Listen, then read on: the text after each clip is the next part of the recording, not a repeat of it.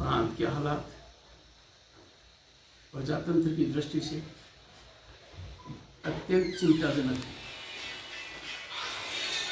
खतरनाक है। एक second, can you switch off your phones? Am I clear? Switch off. प्रांत की तरह अपने हालात मत कीजिए।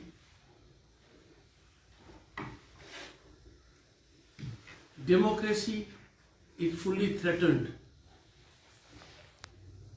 Every facet of democracy is under challenge. You must have seen the governor is here. I can't see any worthwhile official around. When a minister comes, chief minister comes, you would have seen they are dancing to the tune. The constitutional head is here.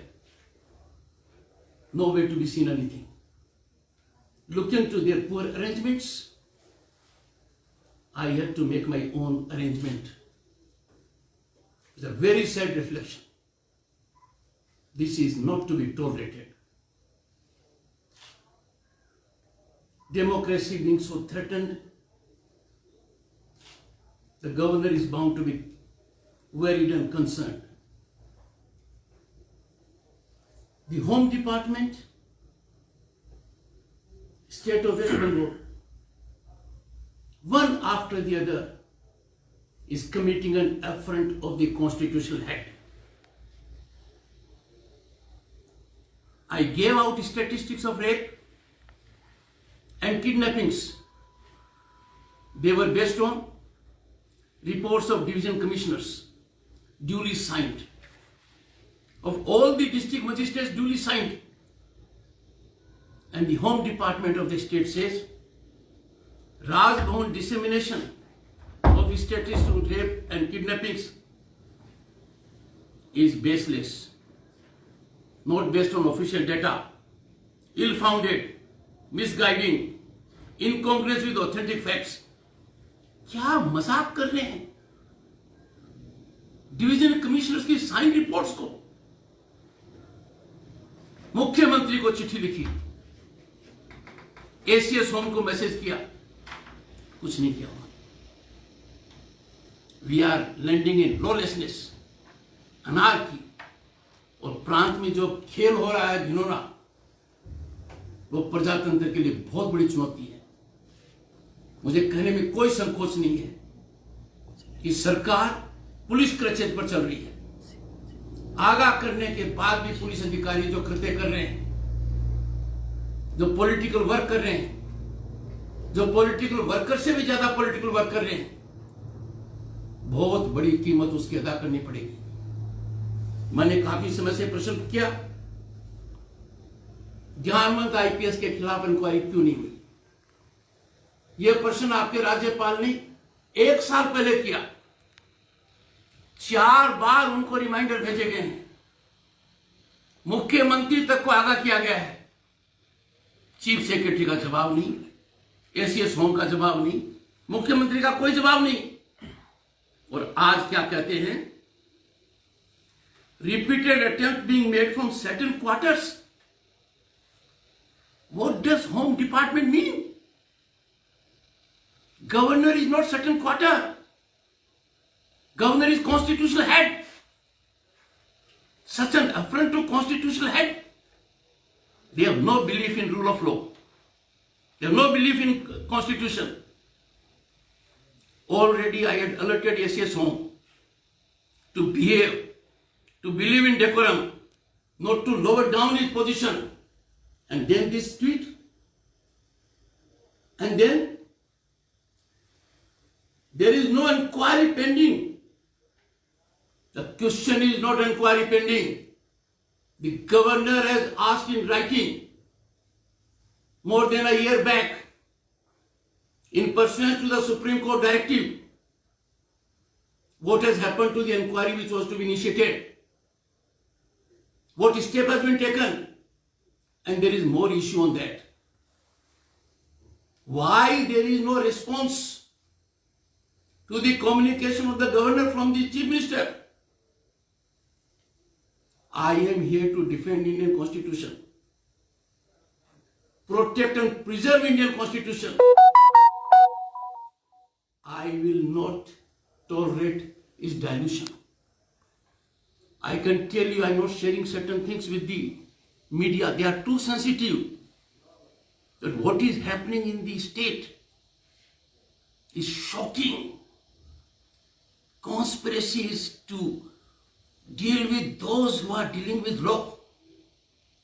That can't be allowed. The long arm of law will reach everyone. पता नहीं इतना खतरनाक खेल जो प्रांत में हो रहा है, सरकारी तंत्र राजनीति से प्रभावित होकर उसका हिस्सा बन गया है। पुलिस अधिकारी रूलिंग पार्टी के वर्कर्स से भी ज्यादा एंथुसियास्टिक वर्कर्स हो रहे हैं।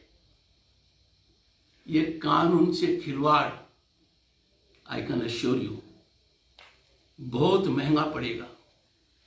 कुछ लोगों की मदद ले रहे हैं जो पहले पद पर थे, अब पद पर नहीं है।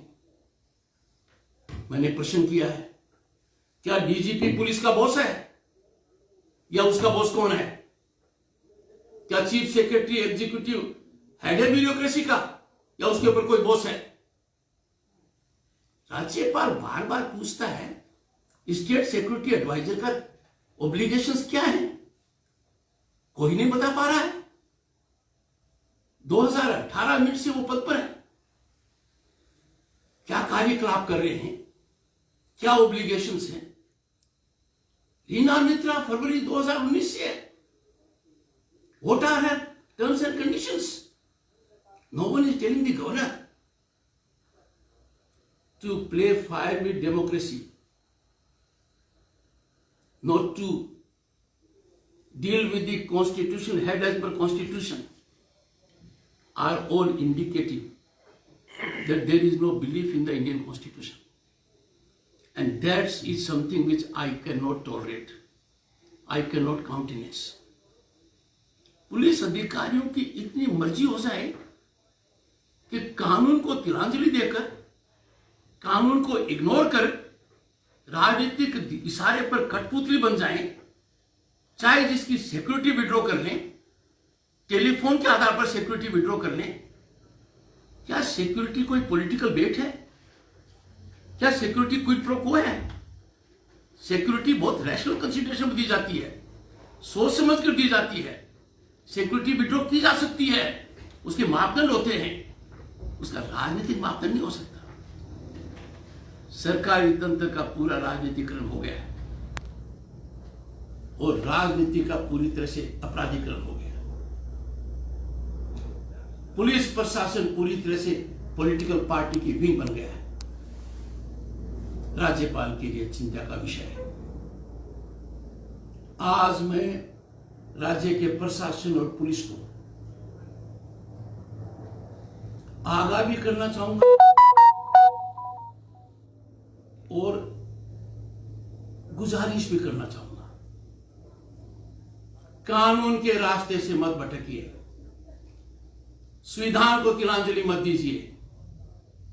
ऐसा करना बहुत घातक है, इसके दूरगामी दुष्परिणाम निश्चित होंगे। पुलिस की हथकड़ी, पुलिस का डंडा, पुलिस की कार्यवाही कानून के हिसाब से होनी चाहिए, राजनीति से प्रेरित नहीं होनी चाहिए। Friends, situation is very very explosive. हालात तो ये हैं कि राजनीतिक रोटी सेकने के लिए हफ्ते में 7 दिन होते हैं ना, 7 दिन की छुट्टी कर सकते हैं, साल में 365 दिन की छुट्टी कर सकते हैं। विज्ञापन के माध्यम से प्रशासन नहीं चलता है, मैं जैसे हिल्स में आया हूं, जीटीए का ऑडिट नहीं होना कितनी खतरनाक बात है। 20 साल तक 100 से ज्यादा पंचायतों में चुनाव नहीं होना कितनी भयानक स्थिति है। यह प्रजातांत्रिक व्यवस्था पर कुठाराघात है। मैंने कहा जीटीए का ऑडिट होगा, दूध का दूध पानी का पानी होगा, अनियमितताएं यदि पता लगेंगी तो एक्शन लिया जाएगा। ऐसा नहीं हो सकता। ऑडिट क्यों होता है? ताकि पता लगे सरकारी धन का उपयोग सही तरीके से हुआ है, जन कल्याण के लिए हुआ है, जिस काम के लिए धन का उपयोग होना चाहिए उसी के लिए हुआ है, उसमें कोई कोताही नहीं बरती गई है, उसका कोई लीकेज नहीं है, उसमें कोई भ्रष्टाचार नहीं है, उसमें कोई कटमनी नहीं है, पर ऑडिट ही नहीं होना। 2017 के बाद जीटीए क्या है? सरकारी विभाग बना दिया। ऐसा नहीं होना चाहिए था। इन सब बातों को देखकर मैं बहुत चिंतित हूं। सरकार को बहुत आगाह किया है कि प्रांत में संविधान करीब करीब कोलैप्स हो गया है। मुख्यमंत्री को पत्र लिखकर बताया गया है, पत्र का जवाब नहीं देते। अब एक रास्ता निकाल लिया कि होम डिपार्टमेंट ट्वीट कर देगा और राज्यपाल को कह देगा सम क्वार्टर्स। यहां तो आपने देख ही लिया है। कभी देखा आपने किसी मंत्री को होते हुए कैसे लोग कलेक्ट्रेट पे खड़े रहते थे? देखा कि नहीं आप लोगों ने? चीफ मिनिस्टर होते हैं तो चीफ सेक्रेटरी के साथ आ जाते हैं। This can't be tolerated. These district officials have miserably failed to organize visit of the governor in a befitting manner. मेरा मन था कि मैं चलो पार्किंग में जाऊं, पहले कह दिया सब ठीक है, फिर कहा सब रिपेयर हो रहा है। क्या मजाक हो रहा है? At any cost, whatever it may take, there can be no dilution of democracy. At any cost, I am committed that governance in the state shall be only in accordance with Constitution, in accordance with rule of law. और पिछले कुछ दिनों में police प्रशासन की जो गतिविधियां हैं वो सबको शर्मसार करने वाली है। I don't want to share the details, but I can hold out an assurance to you, जो भी लीग से अलग हटेगा, कानून से दूर जाएगा, संविधान को नहीं मानेगा, दुष्परिणाम निश्चित रूप से भुगतने पड़ेंगे।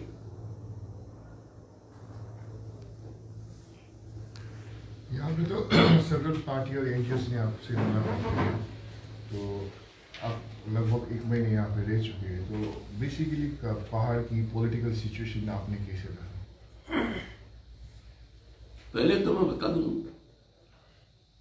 कि राजभवन दार्जिलिंग मेरा कार्यालय है। यहाँ के हालात की जानकारी जब से राज्यपाल बना हूं मेरे को मिलती रही है।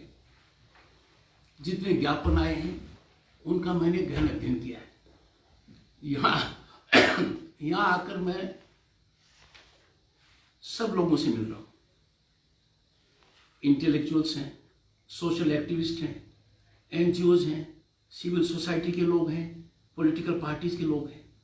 उन्होंने कुछ बातें मुझे बताई हैं। पहली तो ये बताई है कि पुलिस प्रशासन का यहाँ दमनकारी रवैया है।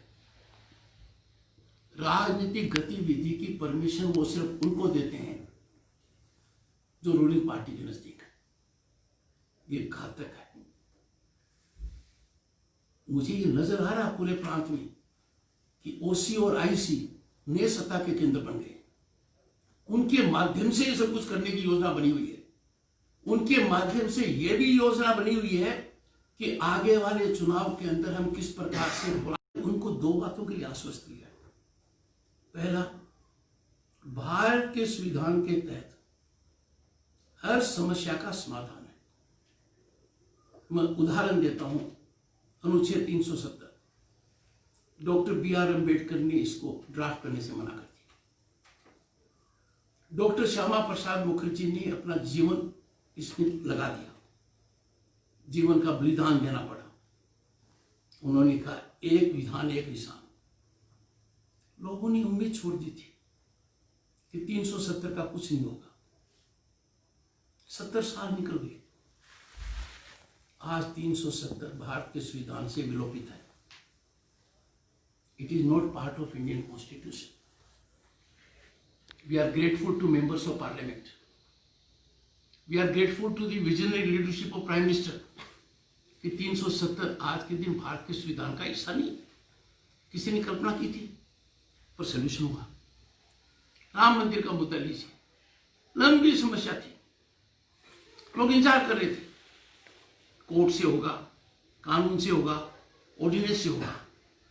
निर्णय हुआ भारत के संविधान के तहत, सुप्रीम कोर्ट का निर्णय हुआ, 5 जजेस ने निर्णय दिया और राम मंदिर का निर्माण शुरू हो गया। 3 तलाक मुस्लिम बहनों के लिए कितना बड़ा अमानवीय था, मानव अधिकारों का कितना घोर उल्लंघन था। सोचा था किसी ने होगा, हुआ। उसी तरीके से जो भी समस्या है, उस समस्या का समाधान भारत के संविधान के तहत है। अब ऐसा तो नहीं हो सकता कि रेलवे स्टेशन के ऊपर आप हवाई जहाज का इंतजार करें। ऐसा करेंगे तो समाधान नहीं होगा। कुछ मुद्दे हैं जिनका समाधान राज्य सरकार के पास है, कुछ मुद्दे हैं जिनका समाधान केंद्र सरकार के पास है, कुछ मुद्दे हैं जिनका समाधान संसद के पास है। मैंने बहुत गहन अध्ययन किया है। मैं जाने से पहले पत्रकार बंधुओं से दार्जिलिंग में चर्चा करूंगा। अभी मेरी कई मीटिंग्स लाइन अप है, पर मैं इतना आपको कह सकता हूं, this is a great area, enormous potential है। चाय मान लो, टूरिज्म मान लो, अलग टाइप के स्पोर्ट्स मान लो, यहां एक्टिविटी बढ़नी चाहिए, एम्प्लॉयमेंट जनरेट होना चाहिए, करप्शन कम होना चाहिए। जब मैं सड़कों की हालत देखता हूं, देश में कहीं चले जाओ, प्रधानमंत्री सड़क योजना की सड़कें कमाल की हैं, यहां आपको वो झटके देती हैं। जरूर कहीं कहीं कुछ गड़बड़ है, उन सब का ध्यान दिया जाएगा। तो दार्जिलिंग की वो जो समस्या है अलग यहाँ रहने की, सारा 370 की तय है कि ये यहाँ की समाधान होगा, आप ये आश्वस्त करना चाहते हैं? मैं जो कह रहा हूं उसको समझिए। समस्या कितनी ही क्लिष्ट हो, चाहे अनुच्छेद 370 जैसी हो, उसका समाधान भी भारत के संविधान के तहत है। तो कोई ऐसी समस्या नहीं है जिसका समाधान भारत के संविधान के तहत नहीं है। उसमें राज्यपाल की क्या भूमिका हो सकती है? उस हवन में यदि अगर मुझे कुछ आहुति देनी पड़ेगी दूंगा, पर मैं लोगों से गुजारिश करूंगा, प्रजातांत्रिक व्यवस्था बड़ी मुश्किल से मिली है। लाखों लोगों ने सैक्रिफाइस किए, खून पसीना दिया, जीवन का बलिदान दिया, उसमें गिरावट नहीं होनी चाहिए। निष्पक्षता से, निर्भीक तरीके से, बिना किसी डर के, बिना प्रभावित हुए, अपने विवेक से अपने मत का उपयोग करेंगे तो ही प्रजातांत्रिक व्यवस्था फूलेगी फूलेगी। प्रजातांत्रिक व्यवस्था को जो भी कंप्रोमाइज करने की कोशिश करेगा, आपका राज्यपाल उसके बीच में आएगा। I will ensure, I will do everything under the sun to make it possible कि चुनाव फ्री और फेयर हो। चुनाव आयोग का दायित्व है, पर राज्यपाल का दायित्व है कि भारत के संविधान को बचाए।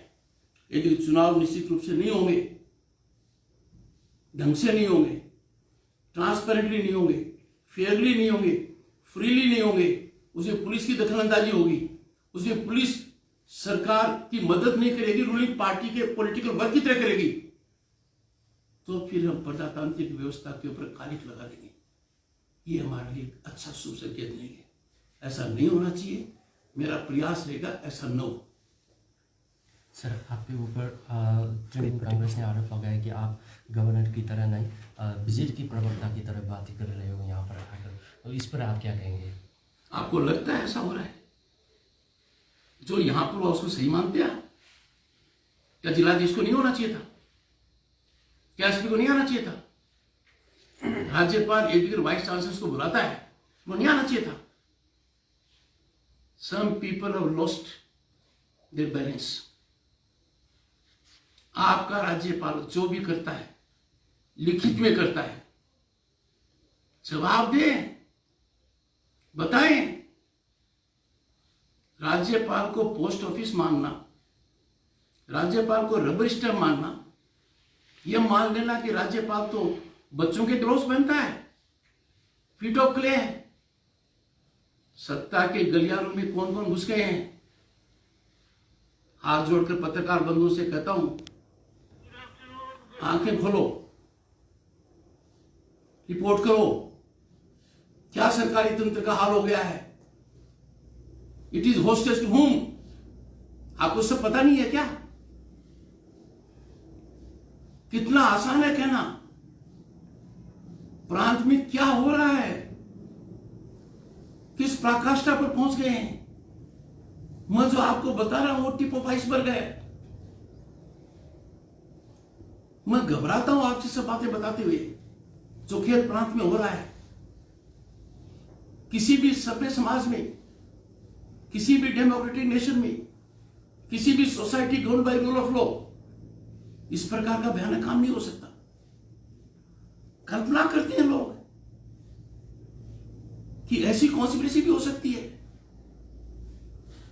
इतने दिलेर हो गए कि कानून तक की परवाह नहीं है।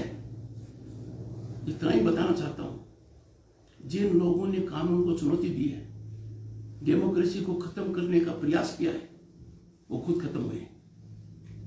सर, अभी बाढ़ का सिचुएशन जो है उसके बारे में क्या बोलना चाहेंगे? वो तो बोल सका बेटा। अच्छा, मैं एक क्वेश्चन पूछूं? कल सर, परमानेंट पॉलिटिकल सॉल्यूशन के ऊपर क्या होना चाहिए? मैंने बताया ना जी इस विषय पर मैं कह चुका हूं, बोलिए। सर, नहीं वो जो कल क्या आपने कह रहे थे जो north Bengal to far off Bengal, तो बंगाल से दूर नॉर्थ बंगाल का जो पार्ट आप बोल रहे थे कल आपका जो दूरबीन का विजिट में, नॉर्थ बंगाल जो बंगाल थोड़ा फार माने फार है, ये नहीं कहा मैंने। ये नहीं कहा। नॉर्थ बंगाल को लेकर कुछ आप लोग की तरफ से नहीं, नॉर्थ बंगाल मेरे दिल में है। नॉर्थ बंगाल आकर मैं अत्यंत प्रसन्न हूं। नॉर्थ बंगाल में असीम संभावनाएं हैं। नॉर्थ बंगाल में जो डेवलपमेंट होना चाहिए उसमें और बढ़ोतरी होनी चाहिए। North Bengal must be education hub. North Bengal should be hub for medical facilities, tourism. ये है। मेरा मन कितना दुखी होगा मैं बताऊं। पूरे प्रांत के किसानों के साथ कितनी बदसलूकी है। पूरे देश में किसानों को कितना मिल चुका है। हर साल 6,000 रुपये, 12,000 रुपये हर किसान को मिल चुका है। पश्चिम बंगाल के 70 लाख से ज्यादा किसानों को नहीं मिला। कितना नुकसान हुआ? 8,400 करोड़ का। क्यों नहीं हुआ? राज्य सरकार ने टकराव किया, जानकारी नहीं दी। राज्यपाल चिंतित है। यहां के किसानों को मिलता, पूरे प्रांत के किसानों को मिलता। देश में 52,000 करोड़ रुपए मिल चुके हैं। हमारे राज्य की भागीदारी क्यों नहीं है? 8,400 करोड़ को छोटी रकम नहीं है। किसान के पास जाती तो कृषि व्यवस्था के अंदर बढ़ोतरी होती। तो डायरेक्ट की बात कर रहा हूं मैं, सीधा उनके अकाउंट में जाता, बिना मिडिल मैन के जाता, बिना इंटरमीडिएट के जाता, बिना कट के जाता, सीधा अकाउंट में पहुंचता। नहीं दिया। किसान के पेट पर लात मारना, राज्यपाल को दुख नहीं होगा क्या? मैंने बहुत आगाह किया। आखिर में सरकार 20 महीने बाद जागी और कहा कि ये पैसा हमको दे दो।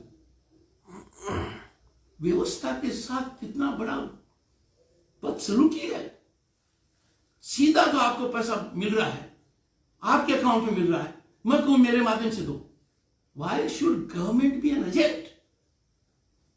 ये मैंने कहा है, आई रिटन इट। जवाब नहीं आता है। अब एक नया रास्ता कर लिया है। ACS home is playing with fire, उनको चिट्ठी दी हुई है पहले से। राज्यपाल के साथ इतना बड़ा कुकृत्य करना, पब्लिक डोमेन में करना, और फिर भी वो समझ ले कि उनका आचरण सही है। I don't agree. मैं मानकर चलता हूं प्रांत के पत्रकार, बहुत नाजुक मौका है, आपकी दिक्कत समझता हूं, आपकी परेशानियां समझता हूं। मुझसे जो प्रश्न करते हो और उसे नहीं कर सकते, पर गुजारिश करूंगा ऐसा काम मत कीजिए कि लोग ये कहें कि पत्रकारों ने डेमोक्रेसी को फेल कर दिया। आप बहुत से प्रश्न मेरे से पूछते हैं, जवाब आपके पास है। सत्ता का केंद्र कौन है, एक्स्ट्रा कॉन्स्टिट्यूशनल अथॉरिटी कौन है, भ्रष्टाचार कितनी पराकाष्ठा के ऊपर है, पुलिस क्या कुछ नहीं कर रही है, सब आपको पता है। मेहरबानी करके थोड़ी सी हिम्मत भारत के संविधान को मजबूत करने में भी लगाइए। उन लोगों को याद कीजिए जिन्होंने आजादी के यज्ञ में अपने जीवन की आहुति दी थी। आपको तो कुछ प्रयास ही करना है। राज्य का मानव अधिकार क्या कहता है? I am on ventilator. उसकी चेयरमैन कौन है? कलकत्ता उच्च न्यायालय के पूर्व chief justice. I don't find ripple in the media. Media डर गया। जो नहीं डरा हुआ है, आप कह सकते हो, कह नहीं पा रहे हो मेरे को। Please awake. At stake is democracy. Object is to save the democracy, to organize performance in accordance with the Constitution. Thank you so much.